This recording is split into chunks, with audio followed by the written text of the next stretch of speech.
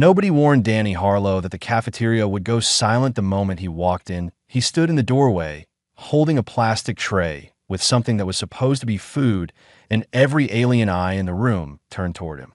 Some species had 2 eyes. Some had 6. One creature in the far corner appeared to have none at all, but Danny could feel it staring anyway. He found an empty table near the back wall, sat down, and started eating.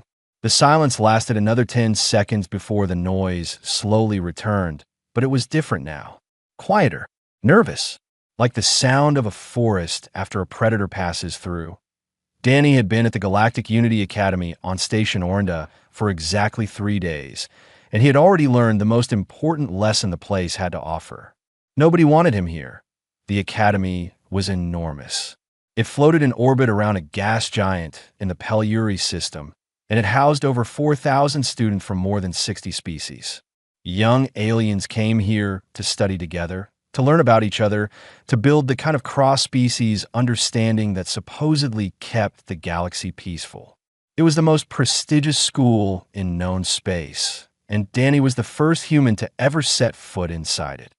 Earth had only made contact with the wider galaxy 11 years ago. Humanity was still new, still strange, still classified as a class, 7 Death World species, which is a polite way of saying that most aliens considered humans to be dangerously unhinged biological nightmares from a planet that was actively trying to kill everything on it. Danny had read the briefing before he came. He knew that his bones were denser than most species could survive.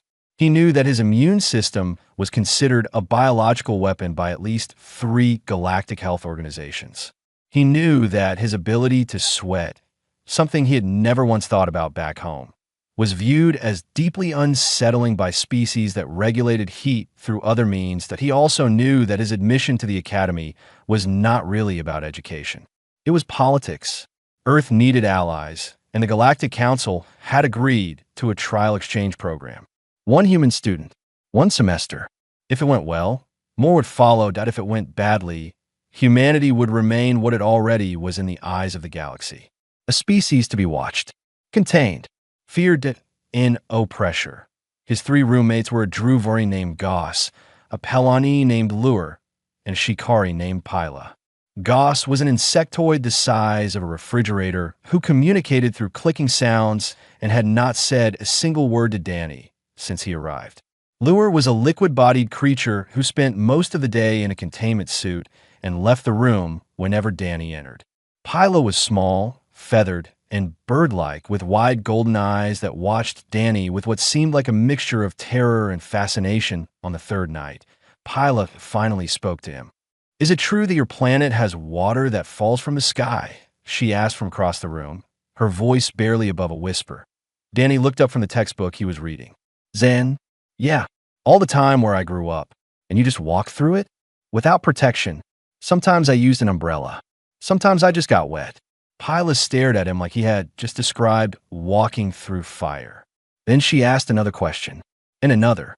And for the next hour, Danny sat on his bunk and told her about thunderstorms and oceans and wolves and forests and what snow felt like on bearskin. Pila listened with her feathers puffed up in amazement. And for the first time since he arrived, Danny did not feel like a monster. The next morning, everything changed. Danny was walking to his first lecture when the corridor lights turned red and a sharp alarm tone filled the air. Students froze. Announcements blared in Galactic Common. "Attention, all personnel. The Rithkari specimen in Xenobiology Preserve Wing 7 has entered postpartum status. A litter of 4 cubs has been confirmed. The entire Eastern Biology Corridor is now under full containment lockdown. No personnel are to approach within 200 meters of the nesting zone. This is not a drill." Around Danny, students exchanged looks of fear. A tall Druvari muttered something about transferring to a different station. A group of Pelani students moved quickly in the opposite direction. Danny stopped a passing student. "What is a Rithkari?" The student, a 4-armed creature with gray skin, looked at Danny like he had asked what fire was. "It is the most dangerous land predator in the known galaxy. 6 legs, armored body, bioluminescent spines, jaws that can crush ship plating. And right now, she just had babies which means she will kill anything that moves within 50 meters of her. Danny nodded slowly. He had grown up on his grandmother's wildlife reserve in Montana. He had bottle-fed orphan wolf pups.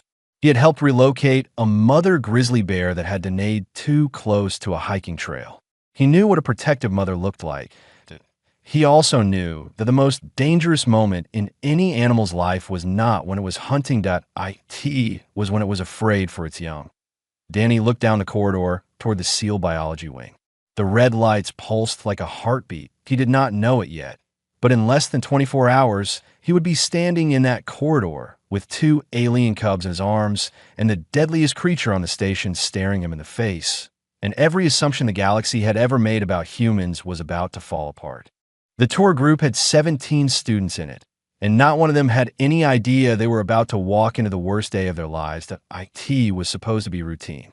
A guided walk through the outer corridors of Xenobiology Preserve Wing 7, led by a senior Dravari instructor named Brell. The students were mostly first years, young and curious, from species that had never seen a live apex predator before. Herbivores, aquatic species, a few insectoids who communicated through color changes in their shells. Pila was among them. She had signed up for the tour weeks ago, long before the Rithkari had given birth. The route had been adjusted to stay far from the sealed nesting zone. There were supposed to be 3 layers of reinforced barriers between the tour group and the creature. Nobody expected the wall to collapse. That IT happened without warning. A deep groan of metal, a crack that echoed through the corridor like a gunshot, and then an entire section of the ceiling and wall gave way. Dust and debris exploded into the hallway. Students screamed. Burrell threw herself over 2 smaller students as chunks of plating crashed to the floor. When the dust began to settle, the damage was clear. The corridor was half blocked with wreckage. 3 students were pinned under fallen panels, injured but alive. Emergency lights flickered on, painting everything in harsh red. And through the dust, through the jagged hole that the collapse had torn in the wall, the sealed nesting chamber of the Rithkari was now wide open. For 3 seconds, there was nothing but silence and settling dust. Then the roar came. IT was not a sound that could be described with normal words. It was felt more than heard, a vibration that passed through bones and organs and made every living creature in that corridor understand on a primal level that they were in the presence of something that could end them. The walls shook. Loose debris rattled on the floor. The Rithkari mother came through the breach like a living earthquake. She was enormous, nearly 4 meters tall at the shoulder, with 6 powerful legs ending in claws that gouged the metal floor with every step. Her body was covered in dark, layered armor plates that shifted as she moved. Along her spine, rows of bioluminescent spines glowed a deep, furious red, pulsing in time with her heartbeat. Her eyes were black and ancient and filled with one single emotion: rage.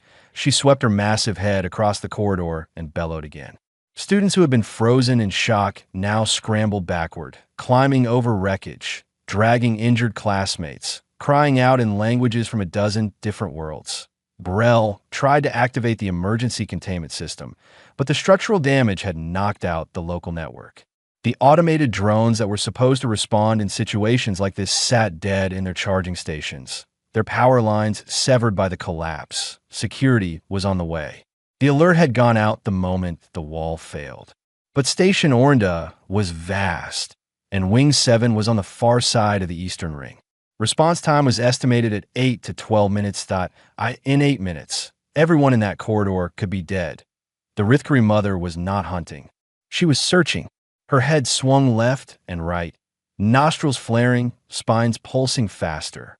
She let out a different sound now, lower, more desperate. It was not a roar. It was a call. She was looking for her cubs in the chaos of the collapse. 2 of the 4 newborns had tumbled through the breach and into the corridor. They were small compared to their mother, each one roughly the size of a large dog, with soft armor plates that had not yet hardened and eyes that were still sealed shut. They were blind, helpless, and crying. Their tiny voices were high-pitched and constant, a distress signal that was driving their mother into a frenzy. But the cubs had rolled deep into the wreckage, past fallen beams and shattered panels, and the mother was too large to reach them without tearing the entire corridor apart, which she was now beginning to do. Students pressed against walls. Some tried to crawl toward the far exit. Pila was trapped behind a collapsed support beam, her small body wedged into a gap that was too narrow for her to escape. She could see the Rithkari mother less than 40 meters away, tearing through metal like it was paper, getting closer with every swipe of her massive claws. Pila closed her eyes and made peace with whatever came next. 3 floors up and 2 corridors over. Danny Harlow was sitting in a study room trying to understand a textbook on interspecies diplomatic theory when the building shook. The lights went red. The alarm blared. And through the thin walls, he heard something that made every hair on his body stand up to a roar. Deep, furious, desperate, and underneath it, barely audible, the high, thin crying of something very young and very afraid. Danny closed the textbook. He stood up. He walked to the door that a group of students were running past in the hallway. Moving fast, their faces twisted with panic. One of them shouted at Danny in Galactic common. Rithkari breach. Wing 7. Run. Danny looked in the direction they were running from. He could hear the roar again, closer now, vibrating through the floor beneath his feet. He could hear the screaming of trapped students. He could hear those small, desperate cries. Every instinct he had was pulling him in 2 directions at once. The smart thing was to run. The human thing was something else entirely. Danny turned and started running toward the sound. Behind him, the fleeing students stopped and stared. One of them whispered something in a language Danny did not understand, but the translation software in his earpiece picked it up anyway. The human is running the wrong way. Danny came around the corner and stopped. The corridor looked like a war zone. Ceiling panels hung at broken angles. Dust floated thick in the red emergency light. Sparking wires dangled from torn conduits. The floor was covered in shattered metal, cracked tiles, and chunks of fallen wall. And at the center of it all, the Rithkari mother was destroying everything in her path. Danny had seen large predators before. He had stood 30 feet from a grizzly bear in the wild. He had watched a bull elephant charge a fence line. He had once helped his grandmother tranquilize a mountain lion that had wandered into a school parking lot. He understood big animals. He respected them. This was something else entirely. The Rithkari was nearly 4 meters at the shoulder. Her 6 legs moved with terrifying speed as she ripped through wreckage, flipping support beams like they were made of cardboard. Her armored plates shifted and clicked with every movement, and the bioluminescent spines along her back burned a deep, angry red. Her jaws opened wide enough to swallow a person whole, and the sound that came from her throat was not just loud. It was pressure. Danny felt it in his ribs. She was not attacking anyone. Not yet. But she was tearing through the corridor with blind desperation, and the trapped students were running out of space to hide. Danny saw Pila. She was wedged behind a fallen beam about 20 meters to his left, her feathers pressed flat against her body in pure terror. She was alive. She was not hurt, but she was directly in the path the Rithkari was carving through the debris. Then Danny heard the sound that changed everything. 2 small, high-pitched cries, coming from the wreckage about 30 meters ahead, buried under fallen panels and twisted metal. The cubs, they were somewhere in that mess, blind and helpless, and screaming for their mother. And their mother could hear them, but could not reach them without crushing everything and everyone in between. Danny understood the situation in about 2 seconds. The mother was not a threat because she was aggressive. She was a threat because she was afraid. She could hear her babies crying, and she could not get to them.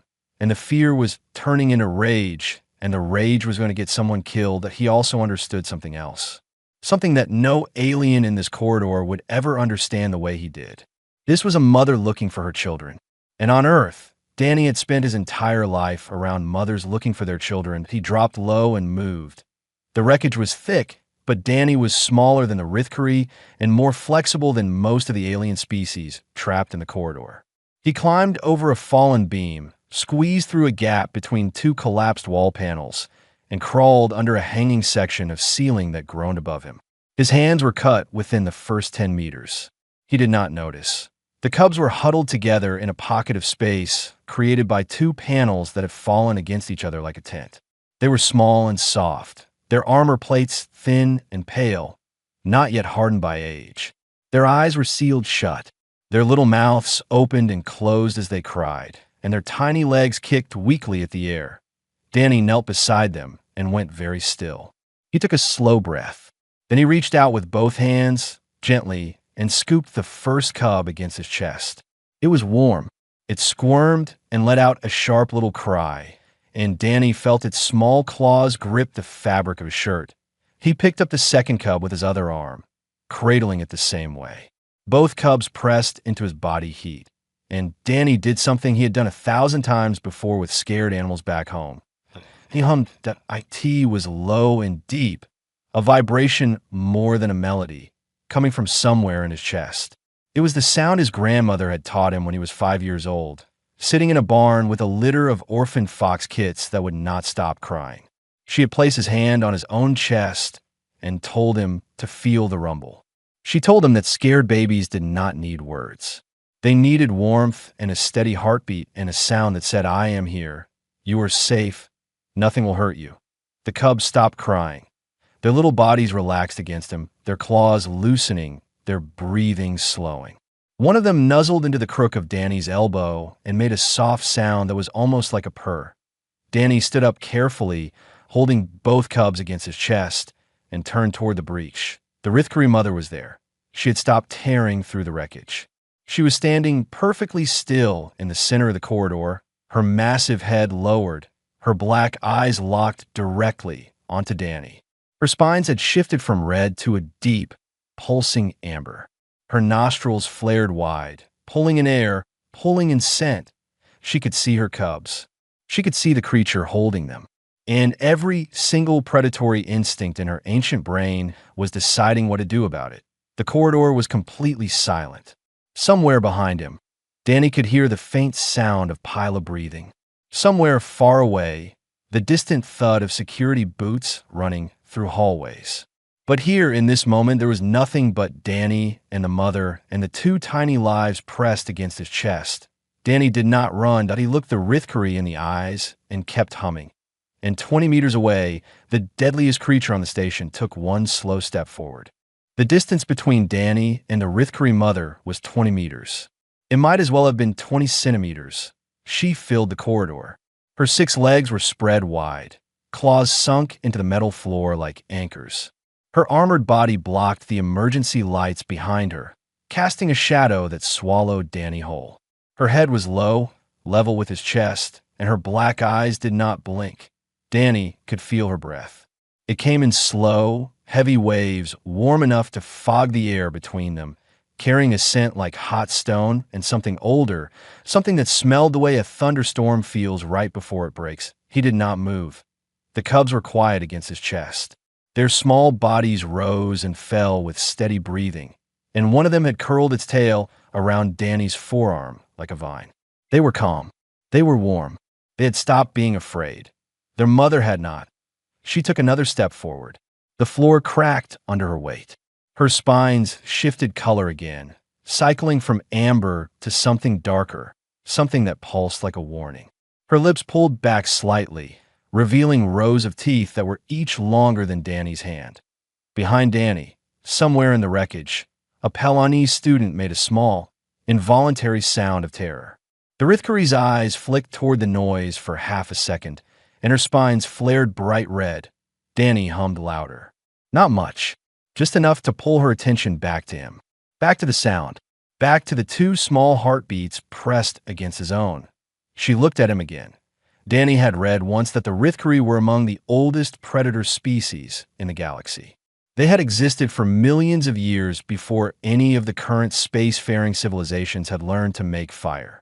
They were not animals in the way most aliens understood the word. They were ancient, intelligent in ways that did not translate into language. They understood territory, family, hierarchy, and threat on a level that went deeper than thought. And right now, this mother was reading Danny the way Danny read animals back on Earth. She was looking at his posture, his breathing, his eyes, the way he held her cubs, the sound he was making with his chest. She was processing all of it, running it through millions of years of evolved instinct, and she was deciding one simple thing. Was this creature a threat to her children, or was it something else? Danny lowered himself slowly to one knee. He moved like honey, like water, like something that had no sharp edges. He tilted his head down and to the side, exposing his neck. On Earth, among mammals, this was the oldest surrender signal in existence. I am not a challenge. I am not a rival. I am making myself vulnerable to you, because I trust you not to kill me. He did not know if it would translate across species. He did not know if a Rithkari would read it the same way a wolf or a bear would. But it was all he had. The mother went still, her spines dimmed. The red faded to amber, then to a pale gold, then to something almost white. Her lips slowly covered her teeth again. Her nostrils flared once, twice, pulling in deep breaths of the air around Danny. She smelled the cubs on him. She smelled his sweat, his skin, the oils from his hands where he had cradled her babies. She smelled earth, rain and soil and pine, and the ghost of 100 different animals that Danny had held in his life, all of them scared, all of them small, all of them carried the same way. She took one more step forward, then another. She was close enough now that Danny could see the individual plates of her armor shifting, could see the fine cracks and scars across her hide from years of life. She was old, this mother, old and strong and tired and afraid. Danny lifted his arms slightly, bringing the cubs forward, not offering them like objects, presenting them, showing her that they were whole, that they were unharmed, that his hands had not hurt them. The mother lowered her enormous head until it was level with Danny's face. Her breath washed over him, hot and heavy. One of her eyes, vast and black and deep as a well, was close enough for Danny to see his own reflection in it. She exhaled, a long, slow breath that carried the tension out of her body like a tide going out. Then, with a gentleness that seemed impossible for a creature her size, she opened her mouth and took the first cub from Danny's arm. Her teeth, each one capable of shearing through steel, closed around the tiny body with the softness of a whisper. She placed the cub on the ground between her front legs, where it immediately curled up against her warmth. She came back for the second one. Danny held still as her jaws came close to his chest, close enough that he could feel the edges of her teeth brush his shirt. She took the cub and placed it beside its sibling. Then she straightened up and looked at Danny one last time. He could not read alien facial expressions. He did not pretend to know what a Rithkari was thinking. But in that moment, in the way she held his gaze for those few silent seconds before she turned away, Danny felt something pass between them that did not need a language. The mother gathered herself, turned, and walked back through the breach toward her nesting chamber. At the threshold, she paused. She looked back over her armored shoulder at the human still kneeling in the dust. Then she was gone. Danny stayed on his knees for a long time. His hands were shaking. His shirt was torn. There was blood on his palms from the wreckage. Behind him, the corridor was completely silent. Then Pila whispered from behind her beam, her voice thin and trembling. Danny, are you alive?" He let out a breath he had been holding for what felt like a year. "Yeah," he said quietly. "Yeah, I think so." The recording lasted 4 minutes and 11 seconds, and it broke the galaxy. It came from a security camera mounted high on the corridor wall, one of the few that survived the collapse. The angle was not perfect. The dust made the image grainy, but it captured everything. The human crawling through wreckage. The human picking up 2 Rithkari cubs and holding them against his chest like they were his own. The human kneeling in front of a 4-meter apex predator and not running. And the predator choosing, against every known model of Rithkari behavior, to let him live. The footage reached Station Orinda's internal network within the hour. It hit the Galactic communication relays by the end of the day. Within 3 days, it had been viewed over 9 billion times across more than 200 star systems. Danny did not know any of this because Danny was asleep. The medical team had found him still kneeling in the corridor when they finally arrived. His hands were cut from the wreckage. His heart rate was elevated. His shirt was shredded. But he was conscious, calm, and his only question was whether the students who had been trapped were okay. They were. All 17 had survived. 3 had minor injuries from the collapse. None had been touched by the Rithkari. The doctors cleaned his wounds, gave him something for the pain, and told him to rest. Danny walked back to his dormitory room, lay down on his bunk, and slept for 14 hours straight. When he woke up, the galaxy was different. His personal communication device had over 8,000 unread messages. His inbox was full. The Academy's administration had called an emergency session. 3 galactic news networks had requested interviews. A Druvari diplomat from the neighboring system had sent a formal letter asking for the human's name. Danny ignored all of it and went to find breakfast. The cafeteria was different this time. When he walked in, it did not go silent. It went the opposite direction. Every table turned toward him, and the sound that rose was not the nervous whisper of 3 days ago. It was something warmer, something that sounded like the beginning of respect. That he sat down alone, because that was what he was used to, but he was not alone for long. Hyla found him within minutes. She crossed the cafeteria at a near run, her feathers ruffled and her golden eyes bright with something that Danny slowly realized was a mixture of relief and awe, and something he had never seen directed at him before on this station. Gratitude. She sat across from him and said nothing for a long moment. Then she reached across the table with one small, feathered hand and touched his bandaged palm. "My people have a word," she said softly, "for someone who walks toward danger when every instinct says to run. Someone who puts their body between harm and the helpless. We have a word for this, and it does not exist in Galactic Common. There is no translation." Danny looked at her. "What is the word?" Hyla said it. It was a sound made of breath and music, and something that hummed in the chest the way Danny's humming had hummed in his. He could not repeat it, but he felt it. "On Earth," Danny said quietly, "we just call that being a decent person." Hyla's feathers fluffed up again, and Danny thought she might be smiling. Over the following days, the Academy transformed around him. The Xenobiology department held 3 emergency conferences.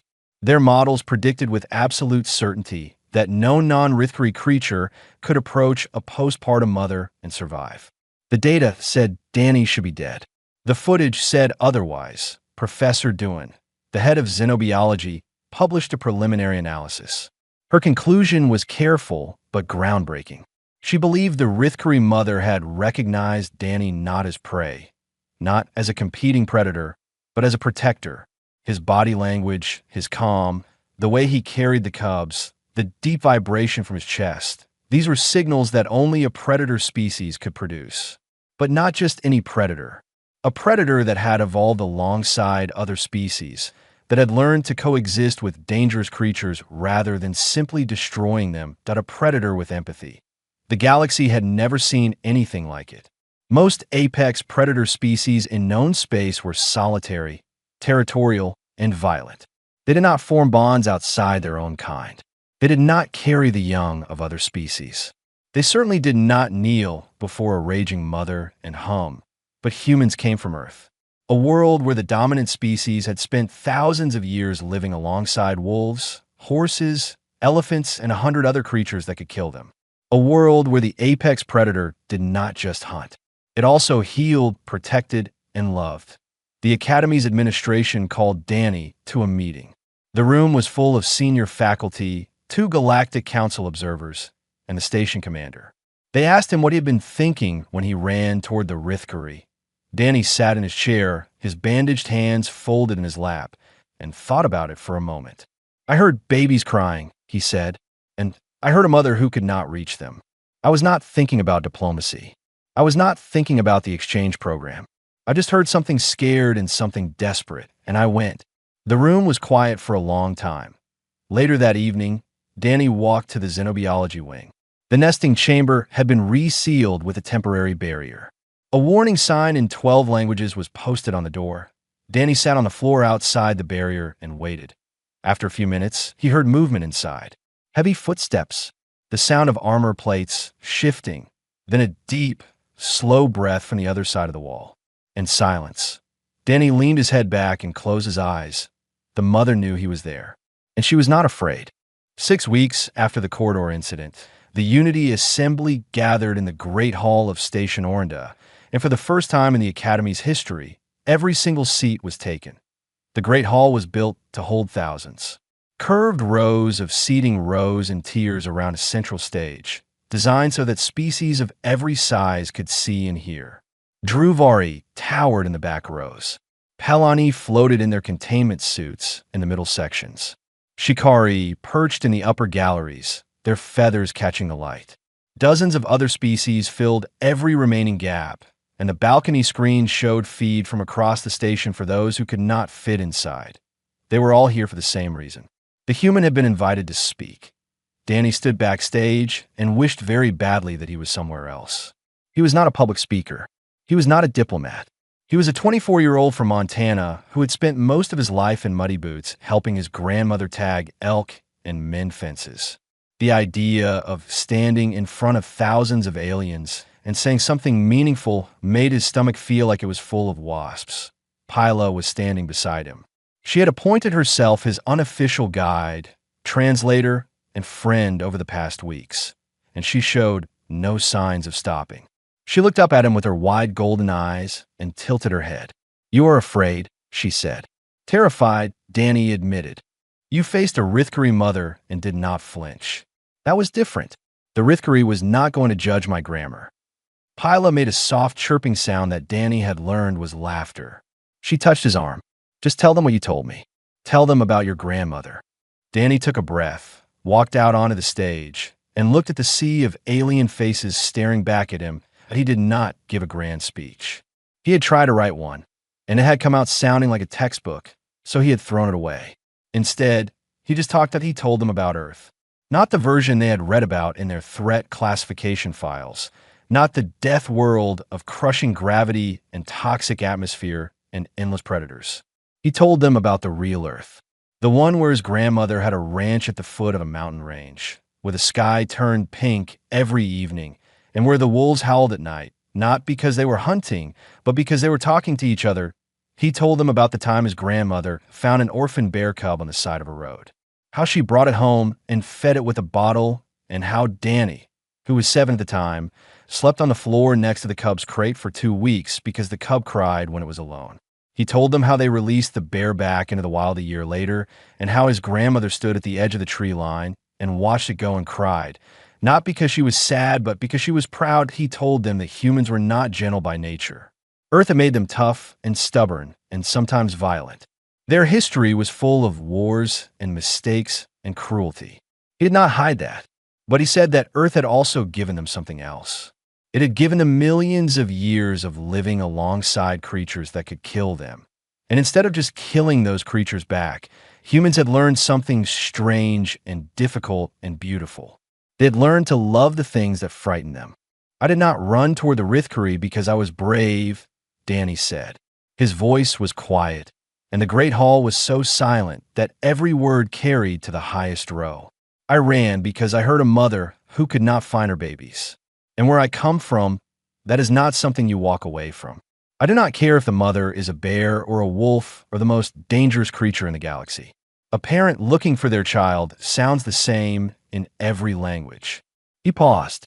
He looked down at his hands, still marked with fading scars from the wreckage. "My grandmother used to say something. She said the measure of a species is not what it can destroy. It is what it chooses to protect." Danny looked back up at the thousands of faces watching him. "That is all I came here to say." He walked off the stage, and the hall was silent for 5 full seconds before it erupted. In the weeks that followed, things changed. Not overnight, not perfectly, but steadily, the way a river changes the shape of stone. Danny's roommates started talking to him. Goss, the silent Druvari, brought Danny a small carved figure from his homeworld and placed it on Danny's desk without a word. Lure, the Pelani who had avoided him for weeks, asked Danny to help him study for an exam that a Druvari senior named Finn, who Danny had overheard calling humans animals early in the semester, approached him in the corridor one afternoon. Finn was tall and rigid, and his mandibles clicked nervously as he spoke. He said he was sorry. He said he had been wrong. Danny shook his hand and told him not to worry about it. The Galactic Council received a formal petition from the full faculty of the Academy. It requested a review of Humanities class, 7 threat classification. Attached to the petition was a single file. For minutes and 11 seconds of footage, Danny never watched the recording. He did not need to. He already knew what it showed. Just a person doing what his grandmother had taught him on his last evening before the semester break. Danny sat alone on the observation deck, looking out at the stars through the wide viewport. The galaxy stretched out in every direction, old and vast, and full of species that were only just beginning to understand what humans really were. Pila found him there. She sat beside him and followed his gaze into the dark. "What are you thinking about?" she asked. Danny smiled. "Home." They sat together in the quiet and watched the stars, and for the first time in a long while, the galaxy felt a little smaller, a little warmer, and a little less afraid of the people from Earth.